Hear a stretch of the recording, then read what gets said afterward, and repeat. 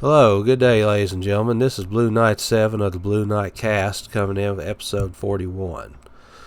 I wanted to do two things today. One is kind of update a little more on things I talked about yesterday, and also talk about this DLSS 5 announcement, what Nvidia, try to give my answer to the question to what is Nvidia doing here? Like, what are they really trying to accomplish here?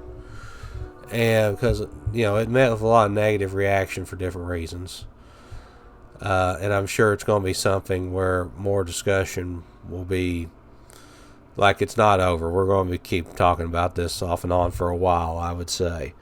But if you're listening to this, please like, subscribe, share, anything you can do. I'm trying to grow the channel. Any support is helpful. But to continue from a little bit from yesterday, if you hadn't watched, I did convert my PC from Windows 11 to Linux, Fedora to be exact, and I did it as part of a project I'm starting now to kind of disconnect from Microsoft a little bit. I'm not saying I won't completely disconnect, like I got a Windows laptop, I got some games in my Steam account that come from Microsoft Studios, more or less. I'm not going to call it a complete disconnect for now, but yeah, I wanted my main rig to be off of that. I'm just getting sick and tired of all the AI stuff and telemetry, and I get that you can use things like the Chris Titus Windows utility, which I have used to try to push back on some of that stuff, but I just want an OS where you don't have to think about doing that stuff. So I'm trying out Fedora, and I'm trying to commit to it for now. And I noticed yesterday I kind of messed up the last part of my video because I didn't have my OBS settings quite right, and I wanted to try to cut back to that here real quick. Here's the Fedora desktop I meant to show. A lot of it was cropped out yesterday, but you can see some images up there. We'll get to that in a minute. But this is the Fedora with Fedora, it normally comes in a GUI called GNOME. I chose KDE Plasma. There's a variation, and I chose it because it's a little more Windows-like to me. And it also, KDE is an open source group behind a lot of software I wanted to use. But you can kind of see I have these different, they divide stuff into categories, like your different apps. And yeah, I've downloaded some apps. I put wine on here because I figure I'm going to need it at some point. I am fighting some coughing, so bear with me on that. Also, for what it's worth, I was kind of surprised that you can get some games on their App Store. That's basically Linux games, but basically the Linux equivalent to Minesweeper, Solitaire. There's sort of a civilization game up here, RTS, space game. A lot of these I haven't even tried yet, but I'm going to try them. Super Tux Kart. And another Minesweeper that came with wine, believe it or not. And of course, Steam. And also, I do a lot of graphics work, so I went ahead and kind of downloaded a bunch of creative stuff. We'll see how that goes. I may do some streams, or maybe just some entries where I'm just going through some of this, using some of it for people. I've had some experience with GIMP and Blender. I'm probably going to be learning a lot with the others. And it came out of the box, more or less, with a lot of Office Suite type stuff from LibreOffice. They also have their own email through KDE Plasma. KDE, they have their own sort of email. Contact here is kind of an equivalent to Outlook. So I'm going to be spending time just learning how to use this stuff. I'm sure I'll be cussing some, like love it, hate it, whatever. So there's that. The hardware monitor, just to give you an idea, all I'm really running right now is OBS, but and system monitor now, of course. But GPU hovers at around 35, 33%, depending on when I look. Memory, that's just so much less than what Windows 11 does. And so, so far in CPU, I think it's cruising at a much lower speed as well. So overall, I'm kind of pleased with what I got put together here, even if getting Nvidia drivers to work on this at first was a pain. But it wasn't as big a pain as everybody wants to make it out to be, I don't think. They also have their own little app store here called Discover. It's through KDE Plasma again. And you can see I have something for update. GIMP needs an update. I'll hit update all just to do that. And that's basically it. But you can look up all kinds of categories of stuff. So that being said, I did want to talk about gaming performance a little bit. Like I say, I'm not really set up like some YouTubers are with this stuff. I'd probably have to learn a little bit more about software just to get frame rates going the way people would want them to be. As you can tell, I'm still learning OBS a little bit. It'd probably help if I had a second monitor set up, which I don't right now. But I just wanted to put a kind of rough idea of what I'm doing out there, even if it's not scientific at all. But just going into Cyberpunk, which to me is probably the most demanding game I have on my system right now. And no, I don't have old comparisons. I'm giving you what I'm doing now. I know the OS name says Windows 10 Pro. I believe that's Steam and Proton tricking the game into thinking I'm running Windows 10 Pro. But normally, when I play Cyberpunk 2077, I have ray tracing switched on, and I'm running 1440p on my 1440p monitor. And I'll switch a few options off, like film grain, chromatic aberration, the lens flare stuff. And I'll tone down some random settings, like motion blur instead of high, low. Some of the, like volumetric fog, put it on high instead of ultra. Just kind of dial things back a notch, so to speak. But still run high or pretty high. And you normally average around, I'll say 58 FPS on the benchmark inside the game. If you get in settings, graphic settings, there's a button for running a benchmark where it kind of runs a camera through the Coyote Coho bar and goes out into the street. And normally it would go above 60 a little bit, and then it'd go down to like 50 towards the end, and I'd average about 58.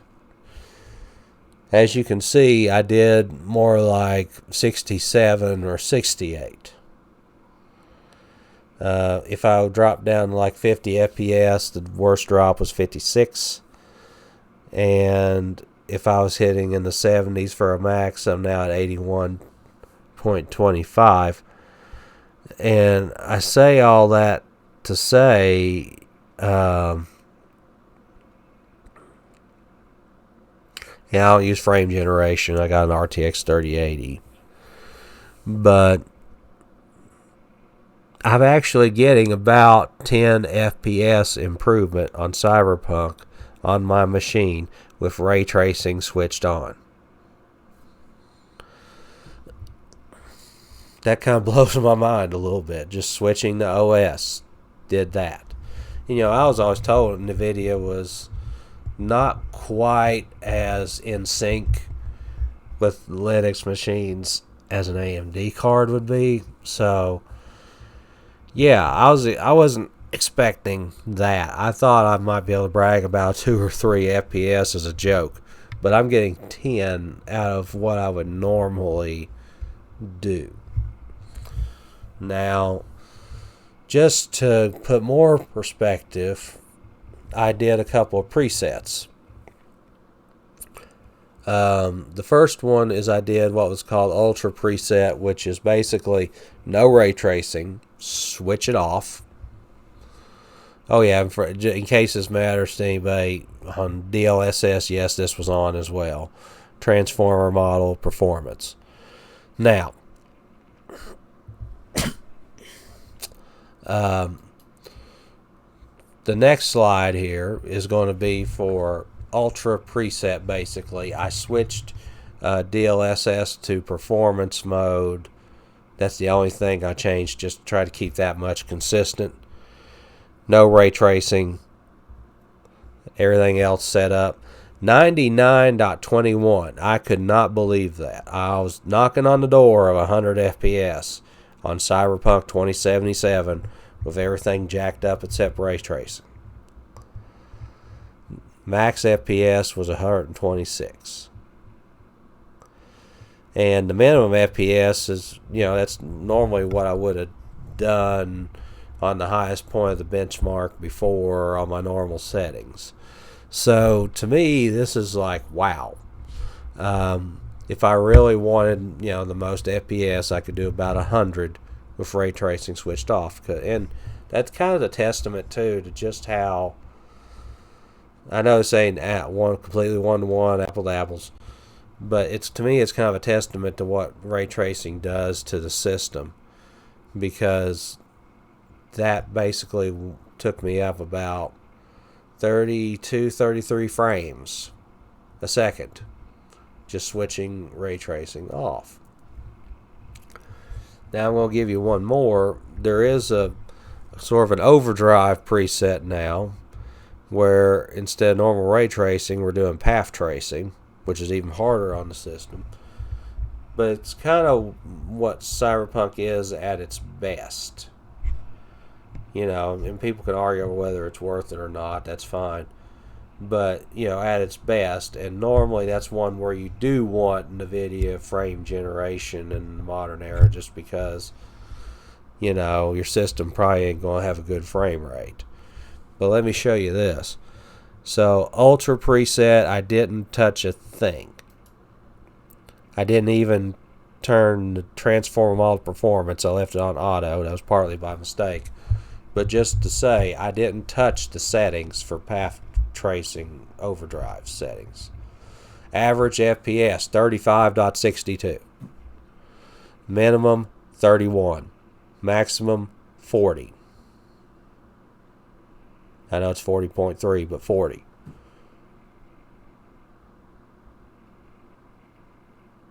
Dang. So, I'm guessing if I was to act, and I didn't do actual gameplay, I'll just run the benchmarks before recording. But if I did actual gameplay with combat, my guess is it would dip below 30 at some point. The benchmark is what it is, but I think it would have to dip below 30 at some point. And I didn't touch a thing. I think everything here is just jacked up. I am curious, like, how much I would enjoy this experience now if I could just tweak the settings a little bit, like dial some things back like I say I do, and just try to play path tracing. I wonder if I can maybe tweak it a little bit and get it up to 40 average FPS. Because that's kind of a standard you're starting to hear about more and more lately. Like, well, if you can't do 60, why don't I target 40? It's still better than 30, and it kind of does well with VRR and stuff. I don't know. So I'm going to explore this a little more in the future, and I'll give you all an update on it. But, yeah, there's definitely an FPS boost on this game. There are probably some games that's tailored more to AMD where I wouldn't have got this, but Cyberpunk is one that probably just plays to the strengths of my machine with the 3080, and I am fortunate to have a better CPU than some on the market right now with a 12700, you know. So, even though that could be upgraded as well, and maybe I could get it over 40. I don't know. I don't know if a 14700 would do that much. But yeah, this is what I've been able to do with my Nvidia card. Now, speaking of Nvidia, I did want to take some time today also to talk about their DLSS 5 announcement. If you need to just see it for yourself, I'm just going to say just look it up. It's pretty easy to look up the presentation they gave. Then there's a whole lot of different random YouTubers talking about it. But basically, they made an announcement where they revealed their DLSS 5 technology. Not something you actually have in our hands yet, but you know, it's on the way. And they were showing examples of how it would work in a game like Resident Evil Requiem, Starfield, the Hogwarts game, the Harry Potter Hogwarts game. I'm trying to remember its name now. Hogwarts Legacy, something like that. And it was kind of shocking what it did. Because it did more, you know, for those who don't really know, DLSS is an AI technology, machine learning technology that Nvidia has been using in their cards to... Basically, it's using AI tech to reconstruct images as they're being generated in the GPU to upscale them. So, for example, when I was showing you those Cyberpunk slides, that was, say, generating the game, you know, the actual GPU was actually trying to create something that, say, may have been 720p resolution or 1080p, and then it was using DLSS AI tech to reconstruct the image at 1440p for me. And that sounds like extra work, but it's actually more efficient than, say, rendering the image straight up at 1440p, putting it straight to the monitor. And the results are even more magnified of what it can do at 4K. So I say all that to say, you know, it makes the image look better at a higher resolution than what it was generated at. And it does very good with environments, making environmental details sharper and easier to see, things like that. Okay. DLSS 5, it seems to be doing more of that. Plus, it's messing around with lighting in games. It's the argument is that it's improving the lighting. And then character models. They looked more photorealistic. Starfield, you know, to me that game has, the characters in that game has kind of a look, the NPCs have a look that's consistent with other Bethesda RPGs, you know, imitating real life, somewhat photorealistic, but still has kind of that plastic look about them. They looked like humans. To me at least, they looked like humans. It kind of bothered me, disturbed me. Uncanny Valley stuff.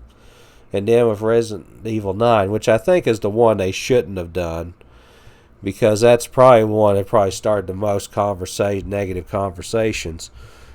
They took the main character Grace and Leon, run them through the DLSS tech, and they did look extremely photorealistic, to the point you could argue that it totally upended the intended art style of what was being done there. Now, there were some questions about how developers really felt about this. Capcom said they didn't know they were going to do it till they revealed it, like they saw it when everybody else did.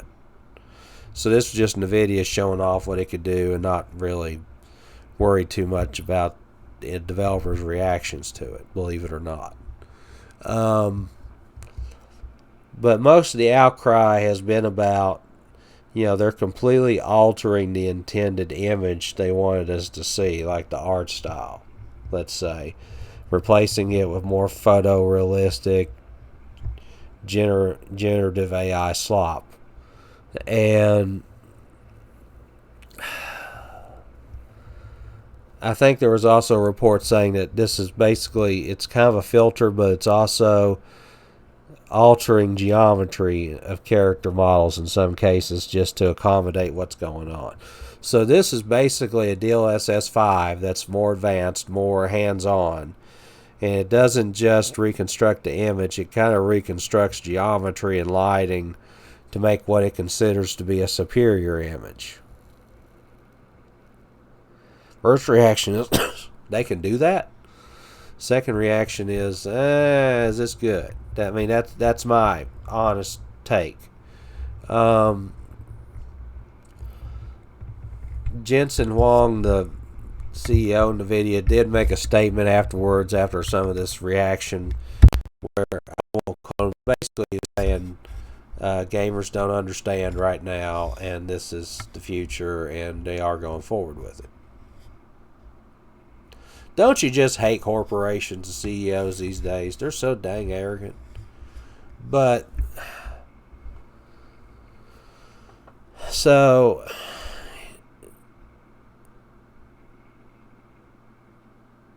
for me, what got the biggest thought process for me through all that is, why are they even doing this?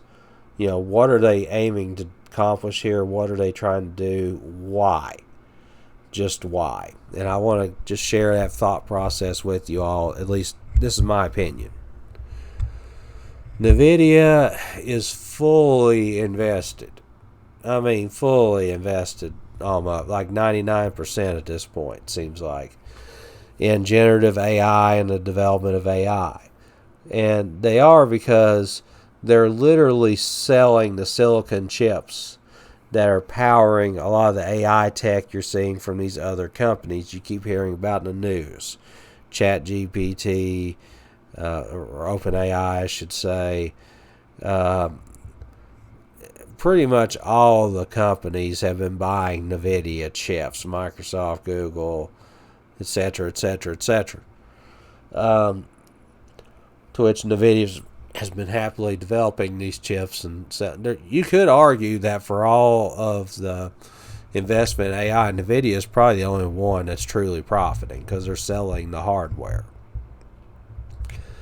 And of course, because of this aggressive investment in development of AI infrastructure, that's why we've heard so much about RAM prices going up, about solid state drive prices going up,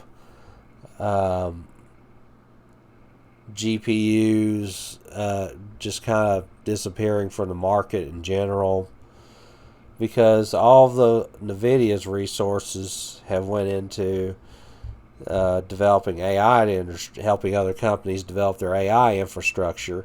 And TSMC, which makes a lot of these GPU chips and other silicon chips, obviously they're getting bogged down just trying to make the chips, actually manufacture the chips for this AI infrastructure. And I know y'all have heard about this AI stuff before, but I bring it up now because that's really what this is about. They're developing their machine learning hardware and software.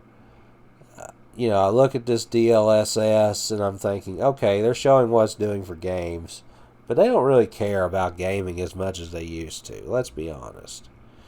And what I see here is they're trying to sell their product to any company, game developers to start with, because that's their base, but any company that would want to use their machine learning tech to alter or enhance images. That's what I think this is. This is taking DLSS from a solution for improving frame rates in ray tracing situations to just helping to create quality artificial kind of half-generated AI images. That's what I get out of this. Now, what do I mean when I say that? Most of your AI-generated pictures are slop. People with 5 fingers, 6 fingers, 7 fingers, 3 arms. They never quite have that. It doesn't quite feel real, like a real person, like a real picture, right?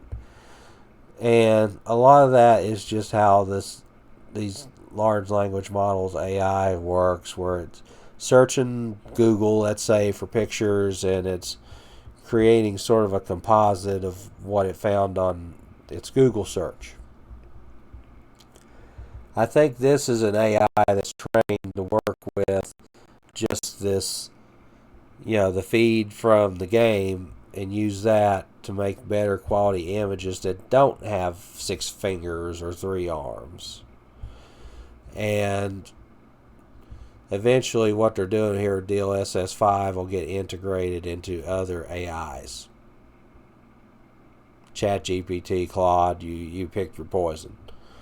And so this is kind of like using gamers to develop a tool, help develop a tool that will be used in other AI products. That's kind of what I think is really going on here, because everything they're doing goes back to AI in some way.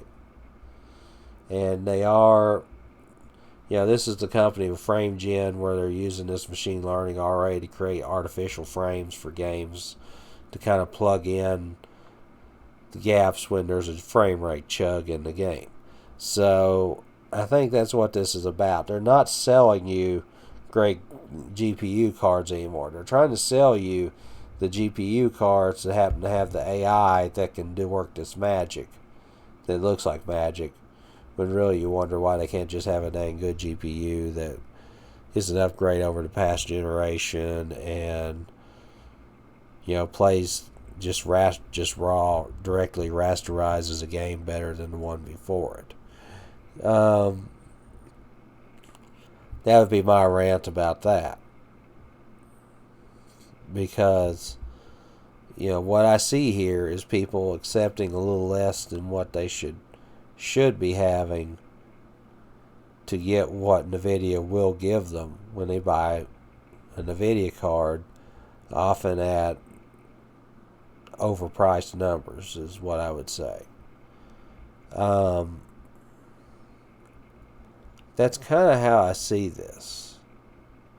And I'll be honest, if I ever get enough money in this state of affairs, state of this country, to build a new gaming PC, I figure I'm going to be hanging on to this longer than I meant to.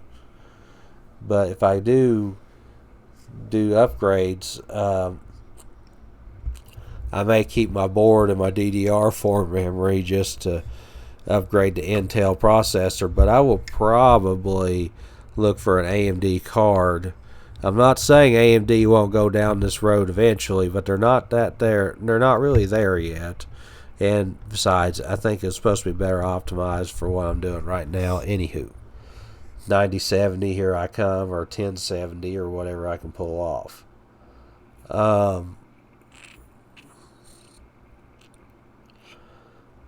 But yeah, that's kind of what I think. I think this is something that they're going to use gamers to beta test, or at least help develop and polish, so that ends up their product, maybe under another name, ends up in newer Nvidia chips, and in some way or another they're going to sell this to the AI companies, is what I'm trying to say, and probably the developers too. Now, will every developer use this? I doubt it.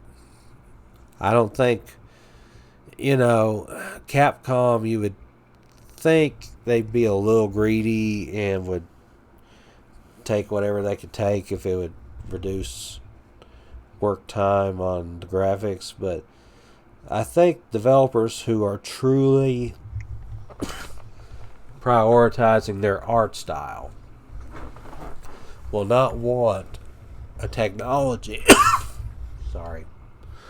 that completely reworks their art assets. I cannot, even though Nintendo uses a Nvidia chip and it uses like a lesser version of DLSS, I cannot fathom them going along with this. I cannot fathom them using this in, say, a Legend of Zelda entry. Compare Breath of the Wild to what they're doing here. I just don't think they would allow that. I think Capcom is probably having problems with this too, internally. And, Bethesda, Todd Howard, he may be happy because it might actually make it look more like what he intended it to. So it's Starfield. But by and large, I think this isn't going to be supported well. And I'm kind of wondering what happens and at what point.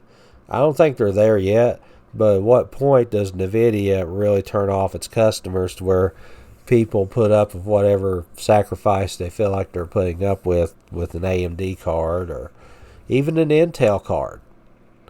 Intel is making GPUs now.